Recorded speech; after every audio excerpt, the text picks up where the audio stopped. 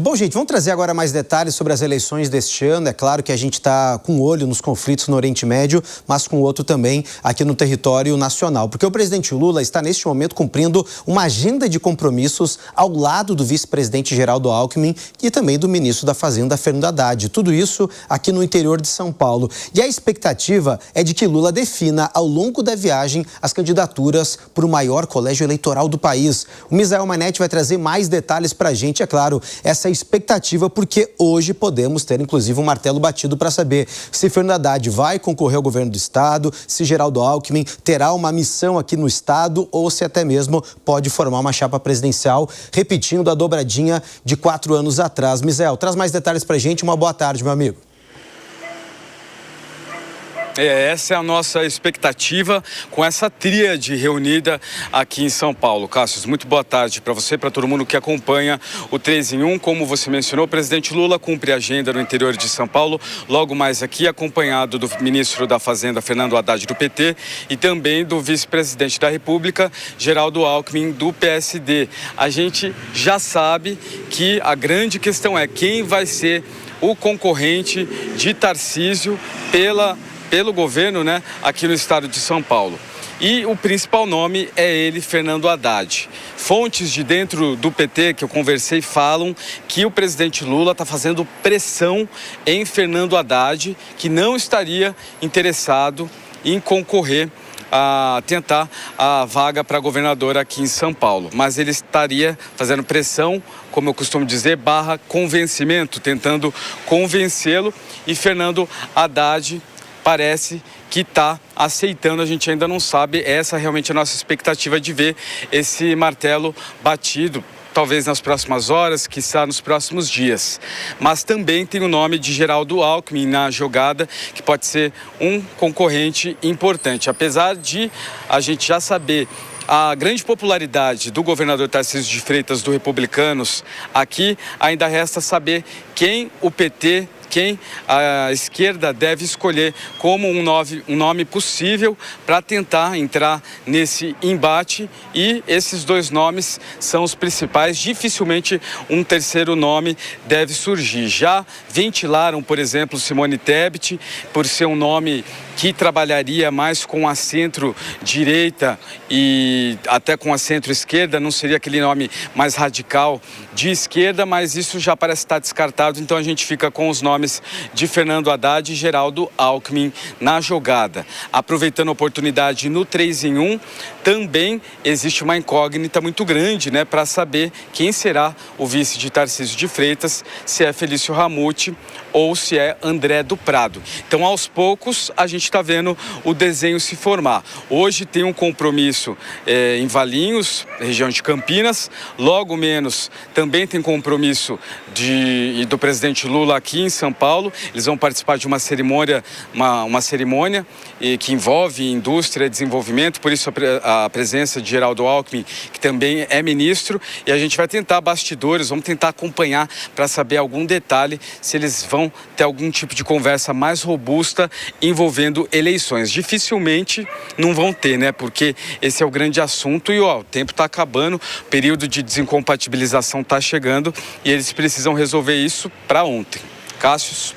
Valeu, Misael. Obrigado pelas informações aqui no nosso 3 em 1. E olha, gente, essas negociações já começaram há muito tempo, ganhou inclusive uma intensificação maior na semana passada, quando o ministro da Fazenda, Fernando Haddad, foi convidado para jantar na residência oficial da Presidência da República, lá no Palácio da Alvorada, tanto que o Lula utilizou como uma das estratégias convidar a esposa do ministro da Fazenda, Estela Haddad, para falar, coloca a mão na cabeça do seu marido, ele tem um papel importante para o estado de São Paulo, ele pode ser um grande puxador de votos, eu vou formar uma chapa forte para ele, dá um jeitinho de convencer ele, e Lula utiliza muito isso, a questão da família também. Haddad, naquele encontro, pelo menos na semana passada, não disse não. Isso, na visão do Lula e pelo menos de interlocutores do Palácio Planalto, já foi um avanço, porque o não o Lula já tinha. Como ele não disse não e estava talvez em cima do muro, agora hoje seria uma espécie de dia D para o próprio presidente Lula conseguir definir isso. É claro que isso não deve ser divulgado agora, lembrando que ao longo da semana devemos ter pesquisas pesquisa eleitoral aqui por estado de São Paulo. E é claro que o nome de Fernando Haddad vai estar nessa pesquisa ao lado do governador do estado, Tarcísio de Freitas. Zé Maria Trindade, eu quero começar com você, porque Lula parece que tenta buscar uma estratégia muito utilizada lá em 2002, quando o vice foi o Zé Alencar, que tinha uma boa comunicação, bom trânsito, né, em outros setores da economia. E a gente sabe que o Fernando Haddad tem pelo menos uma força grande na capital paulista, mas tem uma rejeição no interior do estado. Essa chapa, essa composição que Lula começa a desenhar, faz frente ou seria interessante, pelo menos, uma boa competitividade no favoritismo de Tarcísio de Freitas? É que é preciso um palanque em São Paulo, qualquer que seja ele, e é claro que pesquisas estão sendo feitas a todo instante, né? São pesquisas que não são publicadas, porque não seguem as regras do Tribunal Superior Eleitoral, né? E são pesquisas qualitativas, que tentam ali desvendar o que pensa o eleitor. E a partir disso é que se apresenta a candidatura e o plano de governo e os debates, assim por diante. Então, Lula precisa de um palanque em São Paulo. E tudo indica de que o melhor palanque, neste momento, é Fernando Haddad. Com quem, aí, esse é um grande debate. Geraldo Alckmin ficaria mesmo na vice. Já me disseram no PT de que há uma forte pressão para que ele continue e que seja logo confirmado, né? Então, todo o país agora está numa prancheta e os políticos estão definindo seus futuros. Este é um ano crucial e o momento em que o político define ali se será ou não reeleito, ou seja, se volta ou não para a boquinha aqui. Para roubar aqui é preciso ter voto, é preciso ter essa autorização de você, eleitor. A coisa funciona assim. Os partidos serão divididos. Lula não vai levar partido de porteira fechada, está mesmo decidido a aceitar ali algumas divisões. Hoje eu fiquei sabendo de uma reunião do Marcos Pereira, que é o presidente do Republicanos, e o presidente Marcos Pereira reuniu ali pessoas importantes, inclusive o ministro Silvio, de Portos e Aeroportos, né, para definir estratégias. Por exemplo, em Pernambuco, quem é o senador a ser lançado, né, deve ser o Silvio, mas vai depender ali de um acordo com o ex-prefeito, né, candidato ao governo, João Campos. Então, assim, tudo está sendo estrategicamente montado. Pernambuco, Lula vai ter 2 palanques. Os 2 candidatos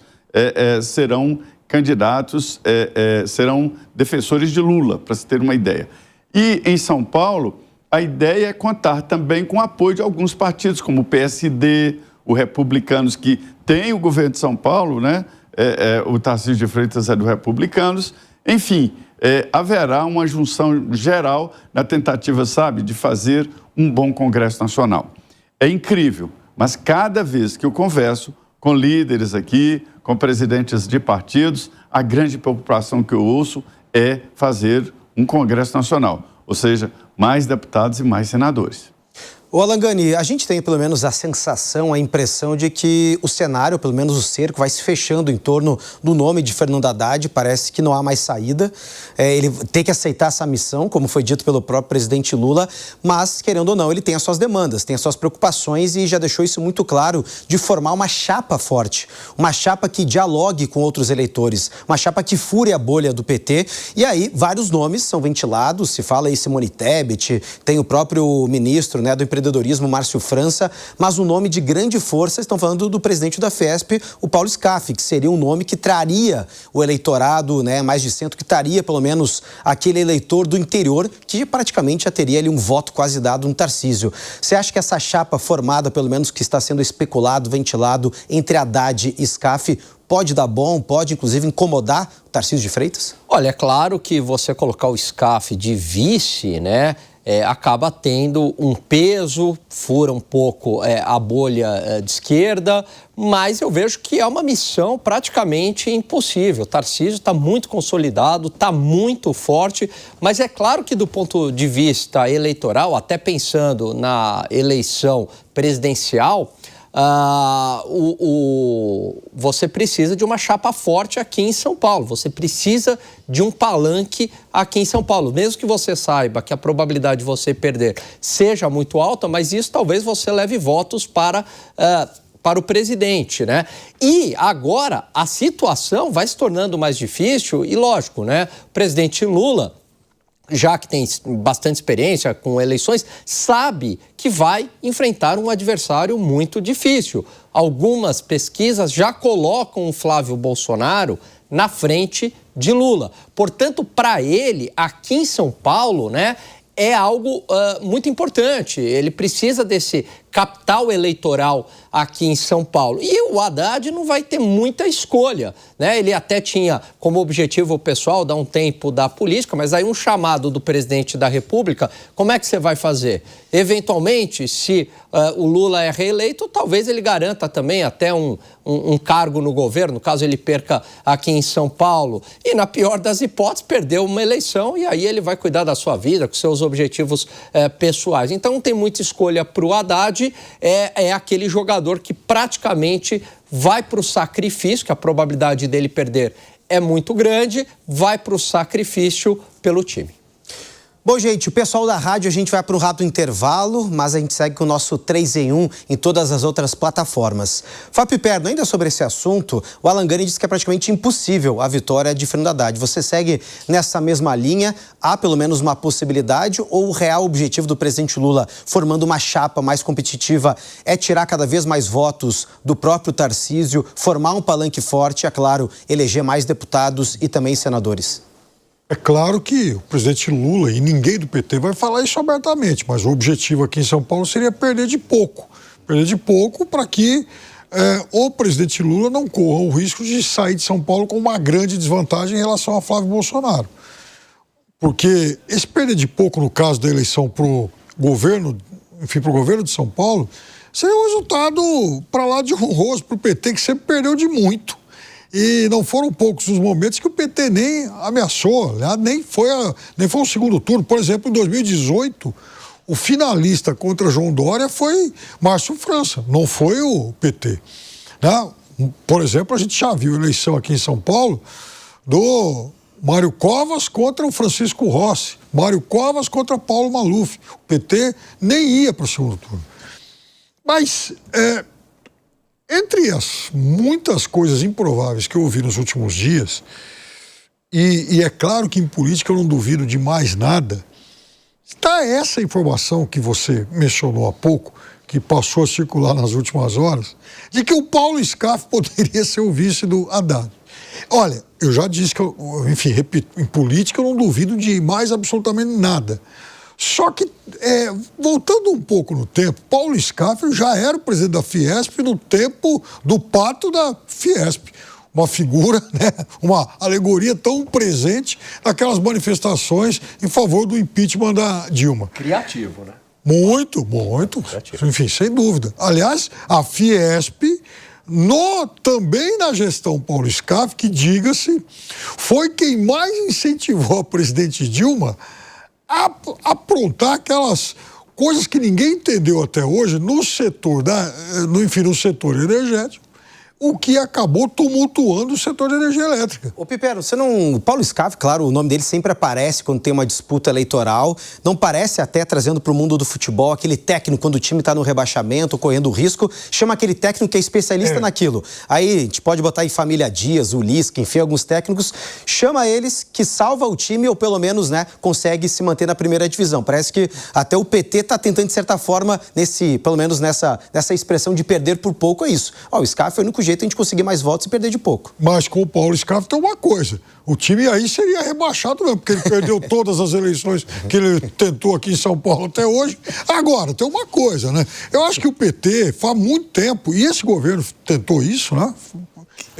Se aproximar bastante da indústria, algo que eu acho fundamental. Agora, contar uma historinha de 30 segundos, porque o Zé adora essas anedotas. Uma vez em 2014, estava lá na TV Bandeirantes, num dia qualquer de debate lá para presidente.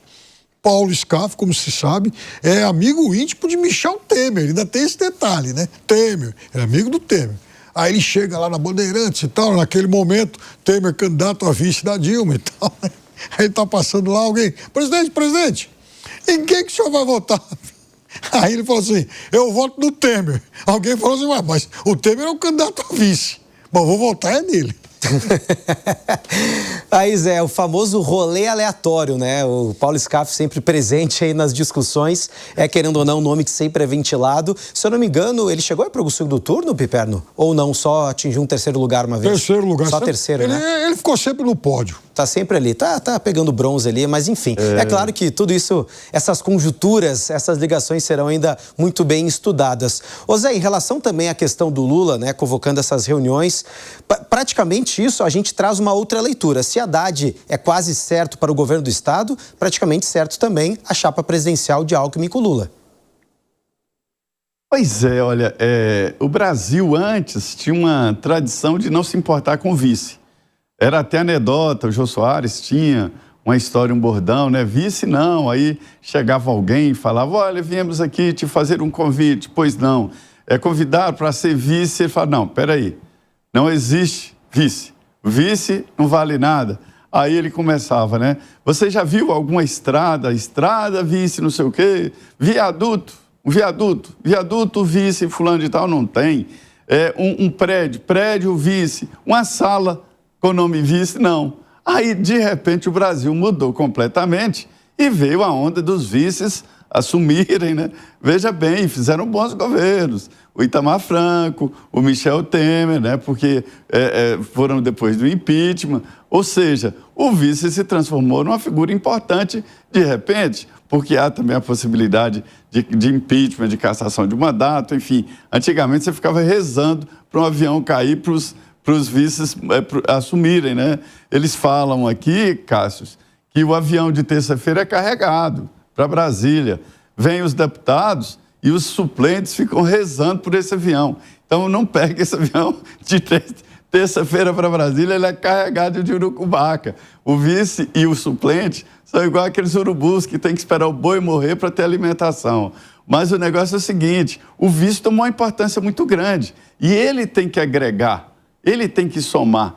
Me disseram aqui que o Flávio Bolsonaro está fazendo uma avaliação detalhada sobre a escolha do vice, porque entendem, inclusive, integrantes do PL, que Valdemar errou ao chamar o general Braga Neto para ser o vice, não por ele ser uma pessoa de menor valor, mas que não agregou, não somou votos, e numa eleição decidida por detalhes, esse é um detalhe muito forte. Ô Zé, inclusive, quero saber do Alangani, saber que eu sou vice também, viu, Alangani? Você é vice? Sou viciado no 3 em 1. Desculpa, só uma coisa em relação a isso que o Zé falou, que aí nesse bordão o Jô Soares falava assim, tirante Aureliano que fala, que era o único vice da história que falava alguma coisa. Mas o presidente viajava, Aureliano mudava tudo. Tá com o poder da caneta, né? Tem que aproveitar, não sabe quando vai voltar de novo. Ô Alangani, é claro que em relação à questão do vice, o Zé falou muito bem, né? Uma das estratégias no próprio governo Bolsonaro foi ele investir ali no próprio Braga Neto, que não agregava votos, né? Havia uma questão de fidelidade, já um acordo, mas não trouxe votos e isso acabou sendo, de certa forma, crucial na vitória do presidente Lula, onde a aliança que ele fez com o PSB, com o Geraldo Alckmin, foi justamente o fiel da balança. Você acredita que agora esse poder do vice, a gente está discutindo vice, gente, para a chapa do Tarcísio, vice agora para a possível chapa do Haddad, vice para a chapa do Flávio, também para a do Lula, tem esse peso importante, é importante trazer alguém de um segmento diferente, alguém com uma leitura diferente, ou pelo menos tem um trânsito diferente, para que essas pessoas se aproximam de ideais diferentes? Com certeza, até porque olha o histórico brasileiro, se a gente pegar desde a década de 90, desde 1990 até hoje, em termos históricos, políticos, não é muito tempo, a gente teve 2 impeachments. Então, 2 impeachments significa a possibilidade, né? 2 vices aí. Um foi o Itamar Franco e o outro o Michel Temer. Diga-se de passagem, ambos fizeram um bom governo de transição. Então, a figura do vice se tornou bastante relevante, né? Ainda mais hoje, num mundo com redes sociais que aproxima cada vez mais também o político do eleitor, o vice já deixa de ser também uma figura mais distante e se torna uma figura muito mais próxima. Eu vejo que seria muito interessante, principalmente para a campanha do Flávio Bolsonaro, buscar alguém com um perfil um pouco mais diferente, por exemplo, a senadora Tereza Cristina, né? Porque é mulher, né? E essa é uma resistência ali do bolsonarismo, então mulher, né? Justamente não do bolsonarismo, mas do voto, de conseguir o voto feminino, então teria essa identificação, é do agronegócio. Então, veja como isso é bastante importante. No caso do presidente Lula, se eu tivesse no lugar dele, eu não mexeria no Geraldo Alckmin. Time que você está ganhando ali, você não se mexe, né? O Geraldo Alckmin compõe bem com ele, é bastante interessante. É aquele mesmo perfil do Zé de Alencar. Mas sim, hoje apostar no vice pode ser um diferencial lá na frente para ganhar a eleição. É isso aí, Alan Gani, com seus comentários sempre vicinais. Agora gostei desse trocadilho, vou seguir até o... Você é bom de trocadilho, né? De vez quando a gente acorda inspirado, não.